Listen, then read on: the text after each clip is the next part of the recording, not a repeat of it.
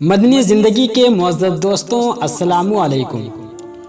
किसी ज़माने की बात है, एक किसान था। वो बहुत ही मेहनती था। उसके कई बेटे थे। उस किसान की ये तमन्ना थी कि जिस तरह हम मेहनत से काम करते हैं, वैसे ही मेहनत से हमारे बेटे भी करें। ये उसकी तमन्ना थी। मगर बेटे इतने काहिल थे, काम करने से, मेहनत करने से जी चुराते थे। एक दिन अचानक किसान बीमार हो गया। उसका बहुत इलाज किया गया, मगर कोई भी दवा कारगर ना हुई और दिन ब दिन उसकी हालत बिगड़ती गई। यहाँ तक कि वो किसान मरने लगा तो उस किसान ने अपने बेटों को बुलवाया ताकि वो वसीयत कर सके। जब उसके सारे बेटे आ गए तो उसने अपने बेटों से कहा, देखो, अब हमारा आखिरी वक्त आ गया है। पता नहीं कब क्या हो जाए। मैं तुम्हें एक खजाने की खबर देता हूँ। बहुत ही ध्यान से सुनना मेरी बात। वो खजाना मेरे खेत में गड़ा है। जब मैं मर जाऊं और जब मेरे कफन दफन से फारिग होकर, तब उसे ढूंढ लेना। उसके बेटे ने ऐसा ही किया।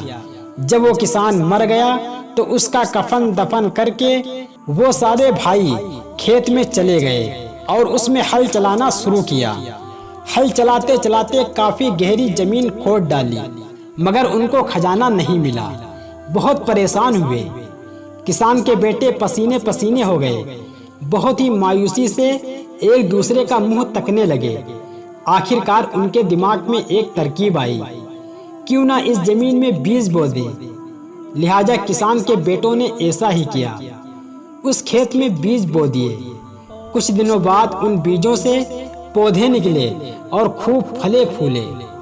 कुछ महीनों में फसल तैयार हो गई। वो फसल काट कर घर लाए। उस फसल में इतना गल्ला पैदा हुआ कि उनका घर गल्ले से भर गया और बहुत सा गल्ला बेच भी डाला, फिर भी खत्म होने ना आया। तो किसान के बेटे बहुत खुश हुए और कहने लगे, असली खजाना तो ये है जो मेहनत मजदूरी करने से मिलता है। अगर हम यूं ही मेहनत करें तो ये खजाना हमें हमेशा मिलता रहेगा। हमें हर हाल में मेहनत करनी चाहिए। देने वाला तो ऊपर वाला है।